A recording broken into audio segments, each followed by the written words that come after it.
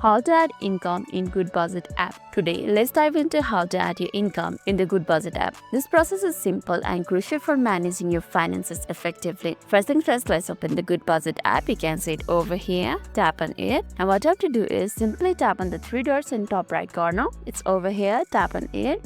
Then tap on Init envelopes over here. Then you will see estimated monthly income at the bottom over here. Simply tap on it.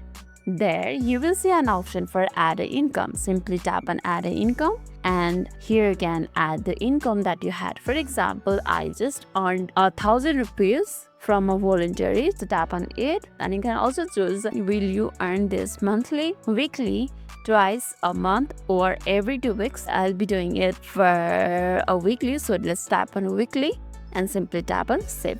And that added income to your Goodbudget app, and there it is. Your income is now reflected in your Goodbudget app, giving a clear picture of your finances. Remember, tracking your income is just as essential as tracking your expenses. By consistently updating your income, you can better manage your budget and reach your financial goals easily. That's all for today's video, and if this video made your day a little bit easier, don't forget to like and subscribe for more amazing tips. Thanks for watching and see you in the next video.